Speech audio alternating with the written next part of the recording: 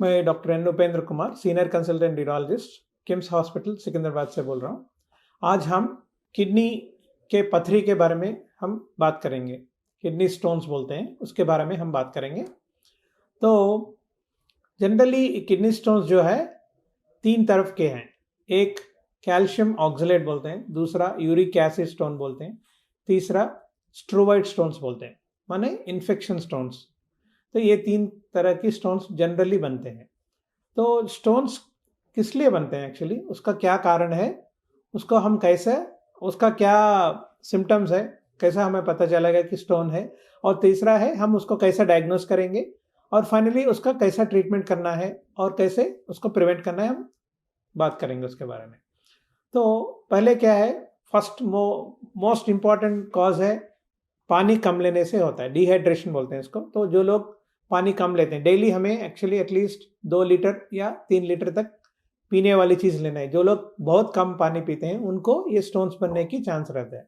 Second, जिन लोगों को ज़्यादा फूड खाने की इंटरेस्ट है, लाइक मेनली रेड मीट जो लोग ज़्यादा खाते हैं, और सब्जियों में ज़्यादा पालक, टमाटर, फूल गोभी, बंद गोभी जो लोग ज़्यादा खाते हैं, उसकी वजह से भी स्टोन्स बनने की चांस है।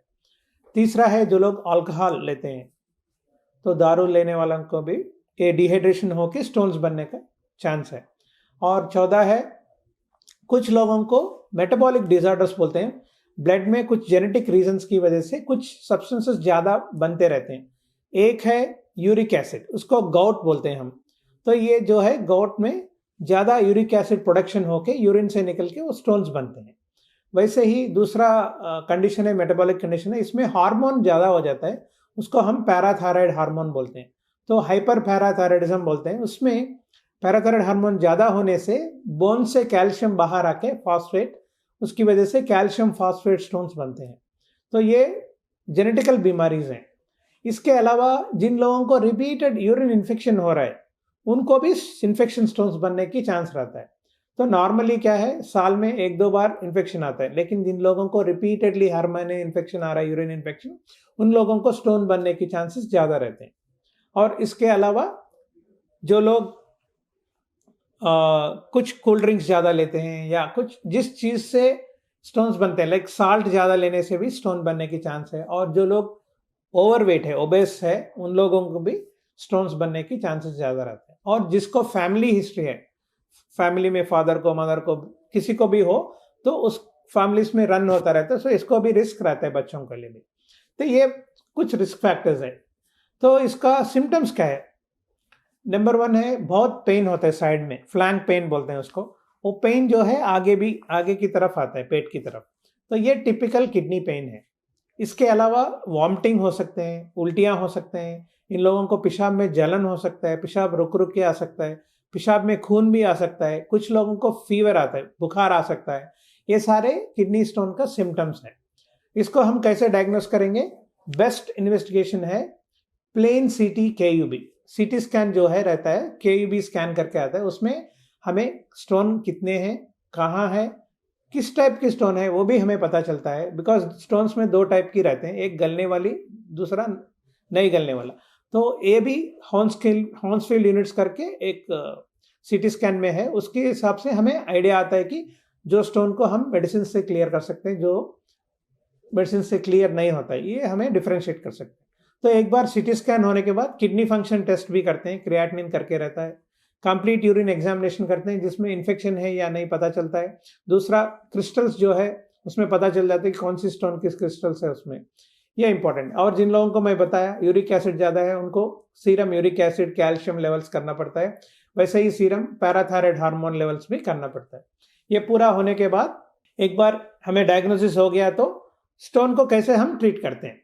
80 to 90% स्टोन्स जो 1 सेंटीमीटर से कम है, उनको हम मेडिकल ट्रीटमेंट से निकालते हैं, उसको मेडिकल एक्सपल्शन थेरेपी बोलते हैं। इसमें क्या है, हम एक अल्फा ब्लॉकर करके एक टैबलेट देते हैं, उसके साथ कुछ डिजॉल्विंग एजेंट्स भी देते हैं, लाइक अल्कलाइजर्स। क्योंकि स्टोन्स जो है एसिड मीडियम में बनते हैं, हम उसको अल्कली देके न्यूट्रलाइज करते हैं, जिससे वो गल के निकल जाते हैं। तो अल्कलाइजर्स देते हैं। उसके अलावा एंटी यूरिक एसिड्स भी दे सकते हैं, लाइक अलोप्यूरिनॉल करके है, फेबुक्सोस्टैट करके, ऐसे वाला दवा हम देते हैं। इसके अलावा लाइफस्टाइल मॉडिफिकेशंस है, उसमें क्या है, पीने वाली चीज कम से कम 3 लीटर लेना है, रेड मीट अवॉइड करना है, माने गोश्त किसी का भी बंद करना है, और कोल्ड ड्रिंक्स बंद करके ज़्यादा जूसेस, नारियल पानी, बार्ली वाटर कुछ भी ले सकते हैं। और ओबेसिटी है तो ओबेसिटी कम करना है, अल्कोहल बिल्कुल बंद करना है, और साल्ट भी थोड़ा रेस्ट्रिक्ट करना है। इसको हम इसके सपोज जो स्टोन है 1 सेंटीमीटर से ज़्यादा है, उसको हम सर्जरी से करते हैं। उसका सर्जरीज है, PCNL बोलते हैं, URSL बोलते हैं, RIRS करके है, बहुत सारे हैं। ये सारे हम लेज़र से करते हैं। तो ये लेज़र सर्जरी हमें करना पड़ता है जिन लोगों को स्टोन नहीं निकला 2 हफ्ते के बाद, सपोज पेन आया उसके बाद भी स्टोन रहा है और 1 सेंटीमीटर से ज़्यादा है, तो इन लोगों को सर्जरी को जाना पड़ेगा। और प्रिवेंशन कैसे करना है, ज़्यादा पानी लेना है, अल्कोहल बंद करना है, वेट रिडक्शन करना है, साल्ट रेस्ट्रिक्ट करना है, गोश्त बिल्कुल बंद करना है, किसी का भी गोश्त, और कोल्ड ड्रिंक्स वगैरह बंद करके natural fruits like fruits, juices, नारियल पानी, बार्ली पानी ज़्यादा लेना है।